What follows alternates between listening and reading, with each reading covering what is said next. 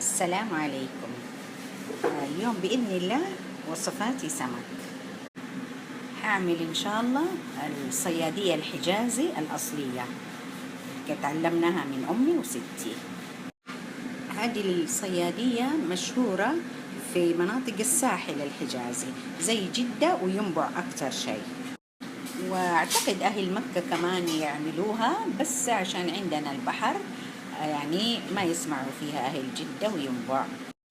وأساسها اللي هو هذا البصل لسه بس يتكرمل يصير أغمق من كده، هذا أساسي فيها. وتصير الاختلافات في وضع البهارات من مكان لمكان ومن ست بيت للثانية، تختلف فيها الصيادية. عندي أنا هنا سمك شعور، هي الأفضل تكون يا أما بالهامور أو بالناجي. حاخد الروس هي اللي أطبخ بها رز الصيادية. شوفوا البصل بدأ يغمق، اديله كمان درجة كده سنة لأنه حيغمق برا الزيت كمان شوية وأنشله كده. خلاص وصلت اللون المطلوب في الصيادية. خلاص نقلته في المصفى، لما يبرد حوريكم الخطوة الثانية. لما يبرد البصل أجهز عندي هنا سردين، أبغى أعمله سردين محمر عادي. هذا السردين صغير للوجبة هذه أفضل شيء. عندي التوابل المعتادة للتحمير، هذا فلفل أسود وكمون كزبرة شطة حسب الرغبة طبعا،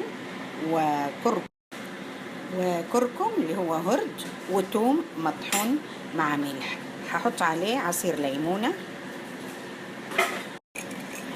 أخلطه كله أول، بعدين أكسر عليه بيضة. حطيت عليه البيضة وأخفقه مزبوط، وأنقع فيه إيش السردين هذا. بعدين وقت القلي أدرمغه في الدقيق وأقليه. أحط السردين تبله فيه وأغطيه وأرفعه في الثلاجة.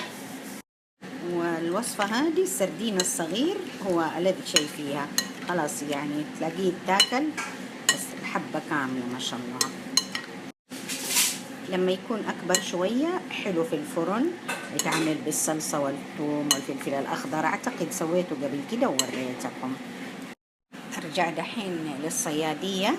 برد البصل حطيته في المطحنة، ححط عليه الثوم. طبعا أول كانوا يدقوه في الهون، أفتكر وأنا صغيرة أمي تناديني تعالي دقي البصل، وتدقدق ندقدق لما يدوب ويطلع الزيت حقه. دحين تنادي البنت، تناديها راح تقول لك ما عندك الماكينة، ليش أقعد أدقدق وأتعب نفسي؟ خلاص كلنا نجيله. وأنا خلاص صرت أحطها في المكنة، أسهل صراحة وأسرع. حطيت لها شوية موية عشان إيه أقدر أطحنها في المكنة. كده انطحن ما شاء الله. دحين إيش هسوي؟ هاخد نص البصل هذا اللي انطحن مع الثوم وأعمل بالمرقة. حطيتها في القدر، حصب عليها موية مغلية، هي اللي حتكوني مرقة الرز. حضيف لها دحين هذه البهارات الصحيحة، هيل وقرفة وكم حبة قرنفل وفلفل أسود مهروش كده، هروشته بس دقتين في، وقطعة الشيبة هذه. في ناس ما يحبوا الشيبة، بس في الصيادية نكهة الشيبة حلوة، وهذه ما هي أساسية كمان. الليمون هذه إضافة حديثة، يعني أمي الله يرحمها ما كانت تسويها. الليمون الأسود وورقة الغار أنا جربتها لقيت تدي نكهة حلوة. وزي ما قلت الاختلاف في الصيادية بين ست والثانية أو من منطقة الثانية هي البهارات، فكل واحد يحط اللي يريحه. الحين حطيت الموية المغلية عليه، ححط إيش البهارات، وححط روس السمك. هذه روس السمك هي الغرض منها إنها تدي نكهة السمك للرز لما ينطبخ. هنا حضيف كمان حبة طماطم صغيرة مقطعة، وهذه برضو تختلف من ست للثانية. أعرف إنه المبعاوية يحطوا الطماطم. بدأت تغلي، هذا لون المرقة تصير، وحيكون لون الرز طبعا أغمق من كده لأني ححط الجزء الثاني يزيد لونه. حضيف الملح كمان. دحين إذا طلعت لي زفرة زي كده أبدأ أشيلها، زي لما أشيل زفرة اللحم. وحستنى عليها زي نص ساعة تستوي الروز، بعدها أطبخ الرز. وعندي الرز هنا، هذا رز مزة مغسل ومنقع وعليه معاه شوية ملح وخل.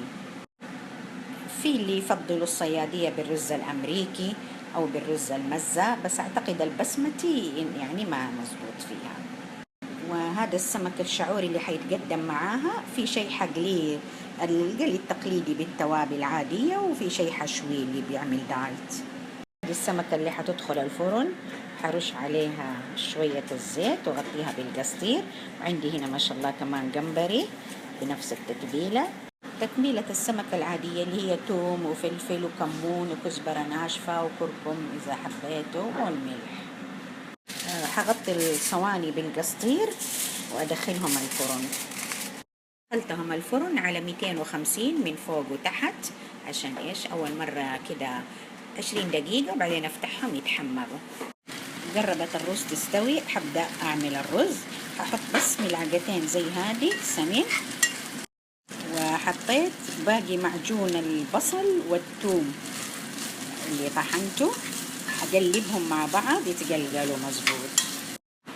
أضفت هنا نص ملعقة صغيرة بهار مشكل بيتي، ونص ملعقة صغيرة بهار سمك من اللي في السوق الجاهز. وأفضل أقلب لما أشم ريحة الثوم بدأت تطلع وطقطقت الرز سامعين. حطيت على الرز استوت، أصفي دحين المرقة فوق الرز.